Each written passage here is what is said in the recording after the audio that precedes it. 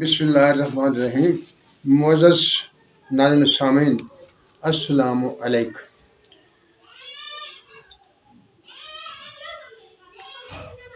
ہم میں ایک کمزوری پائی جاتی ہے۔ کون سی کمزوری؟ ہم خود قرآن کا مطالعہ نہیں کرتے۔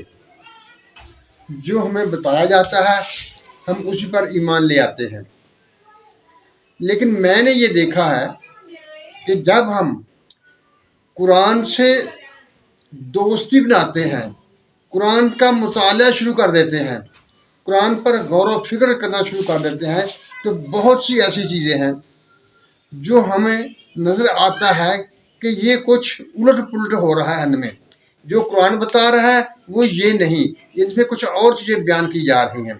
انہی میں سے ایک چیز ہے مرتد کی سزا۔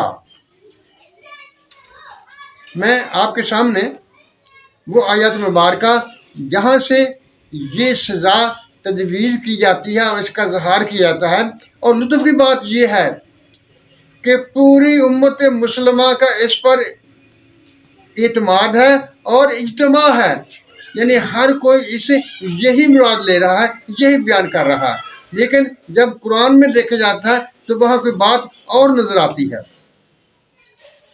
وہ آیات مبارکہ بھی میں آپ کے سامنے پیش کروں گا، لیکن اس سے پہلے ایک بات میں کرنے لگا ہوں۔ کیا شیطان مرتد تھا؟ اس نے ارتداد کیا یا نہیں کیا؟ کیوں؟ میں نے بھی سنا، آپ میں سے اکثر لوگ سنتے ہوں گے کہ علماء کرام ہمیں بتاتے ہیں کہ شیطان نے اللہ تعالیٰ کی عبادت کی، اس کے احکام کو مانا اور ان پر عمل کرتے ہوئے فرشتوں کا استاد ہو گیا۔ لیکن مجھے تو نہیں ملا کہ وہ فرشتوں کا استاد تھا، لیکن سنتے یہی ہے کہ وہ فرشتوں کا استاد ہو گیا۔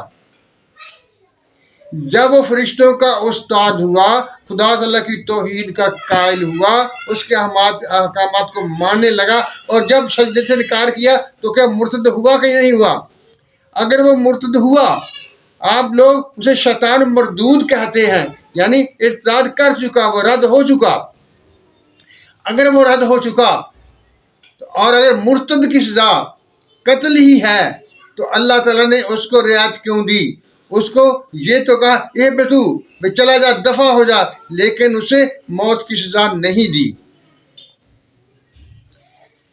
ہم نے صرف یہیں تک رہنا ہے، آگے نہیں جانا۔ اگر ہم آگے بڑھیں گے تو اور باتیں سامنے آ جائیں گی، تو ہم اپنے اس بات سے دور چلے جائیں گے جس پر آج میں نے فوکس کرنا ہے۔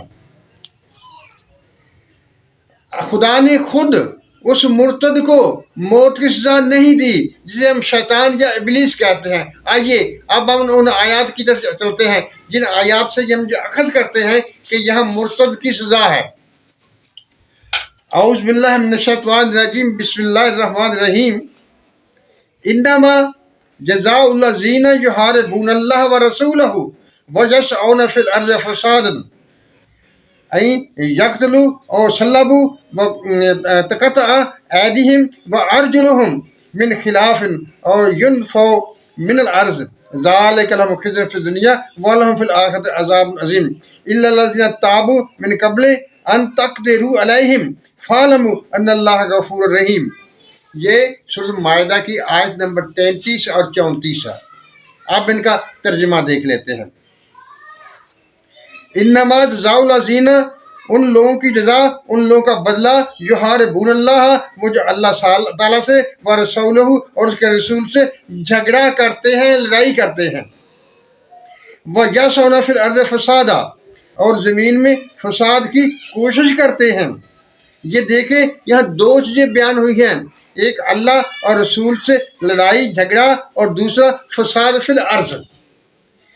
یہاں تیسری بات نہیں ہے، یہ صرف دو چیزیں ہیں، یعنی اللہ اور اس کے رسول سے لڑائی اور فساد فی الارض۔ اب آگے چلیے، یقتلوا او یصلبوا او تقطع ایدیہم، کہ انہیں قتل کر دیا جائے، انہیں سولی چڑھا دیا جائے، یا ان کے ہاتھ اور پاؤں کاٹ دی جائے، من خلاف، الٹ طریقے سے، او ینفعو من الارض، یا انہیں زمین بدر کر دے جائے، علاقہ بدر کر دے جائے. ذالک لہم خزی فی الدنیا ولہم فی الآخرۃ عذاب عظیم، ان کے لیے دنیا میں بدنامی ہے اور بڑا عذاب ہے، عذاب میں آخرت میں اس سے بڑا عذاب ہوگا. الا الذین، سوائے ان لوگوں کے تابو من قبل کہ وہ اس سے پہلے توبہ کر لیں، ان تقدروا علیہم کہ آپ ان پر قابو پا لیں. فَاعْلَمُوا، جان لیجئے، ان اللہ غفور رحیم، اللہ تعالیٰ بخشنے والا مہربان ہے. یہ وہ دو آیات مبارکہ تھیں جن کا قرآن سے حوالہ دیا جاتا ہے کہ مرتد کی سزا موت ہے، لیکن یہاں دو تین چیزیں سوچنے والی ہیں. اگر حرب اللہ و رسولہ سے ہم ارتداد کو ثابت کر رہے ہیں، وہ دین چھوڑ جائے، تو یہ فقط یہی معنی نہیں ہے. اس کا معنی اللہ اور رسول سے لڑائی کا، یعنی مسلمانوں سے جھگڑا کرنا، مسلمانوں کے خلاف کام کرنا، یہ سب یحاربون اللہ و رسولہ ہوئے آتا ہے. صرف اس میں دین اسلام کو چھوڑ جانا صرف یہی ایک بات نہیں ہے. اور جو دوسری بات صادف ہے فساد فی الارض. اب جب فساد فی الارض کو ذہن میں رکھ کے ان دونوں چیزوں کو برابر کریں گے تو دوسری چیزیں جو اسلام کی مخالفت ہے، اسلام کی مخالفت کرنا، مسلمانوں سے لڑنا، ان پر زیادتی کرنے کی کوشش کرنا یا فساد بچانا، یہ اور چیزیں بن جائے گی. صرف ایمان کا مسئلہ اس میں باقی نہیں رہ جائے گا. آگے اور بھی دیتے ہیں.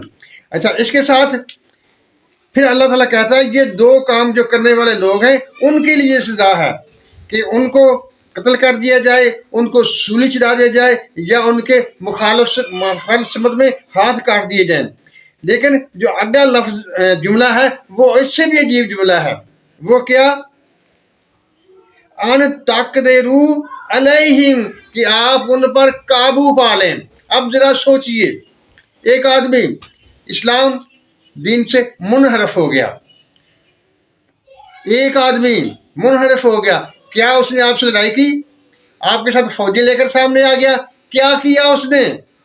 اس نے اپنے ایمان کو بل کیا، لیکن نہ تو اس نے فساد فی الارض کی کوشش کی اور نہ آپ سے لڑائی لڑی.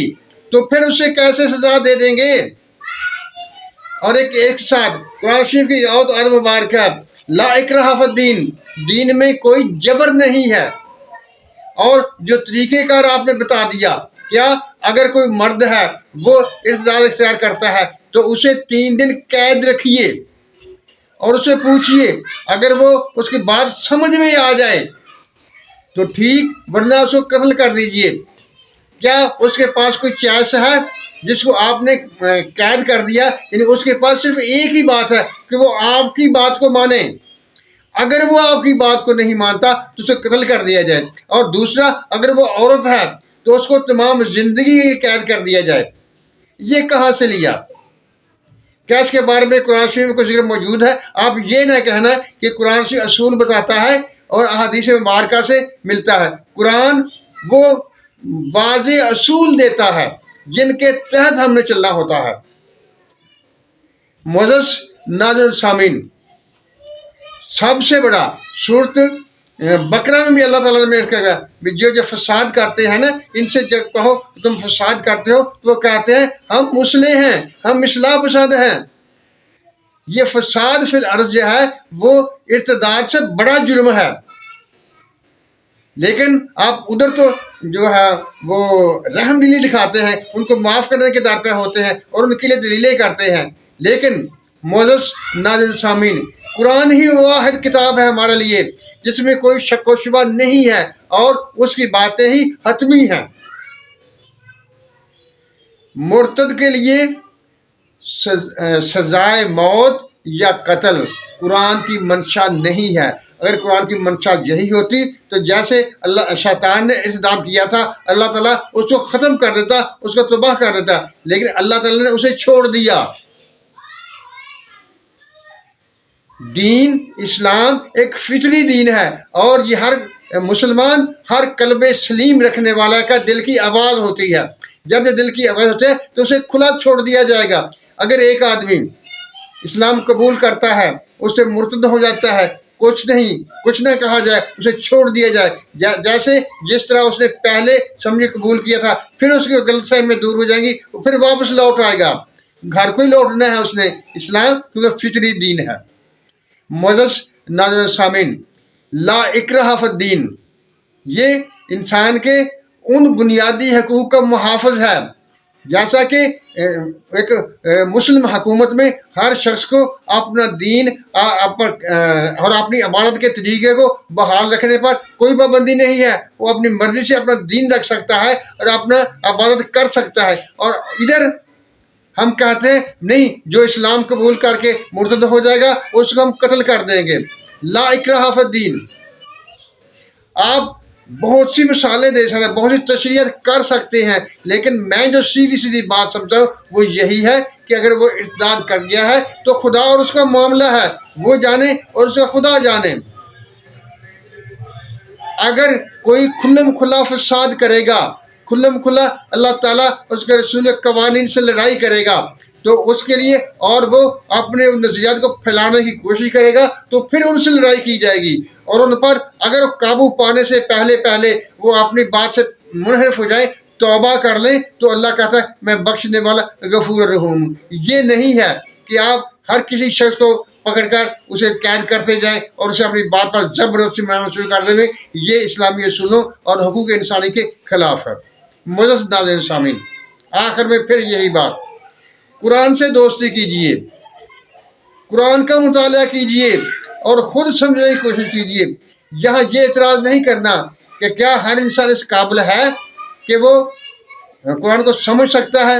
کیا قرآن میں اللہ تعالیٰ نے یہ نہیں کہا ہوا فَأَلْهَمَهَا فُجُورَهَا وَتَقْوَاهَا؟ ہم نے ہر جان کو اچھائی اور برائی، اسلام اور غیر اسلام سمجھا دیا ہے، اسی حقیقت سمجھا دی گئی ہے۔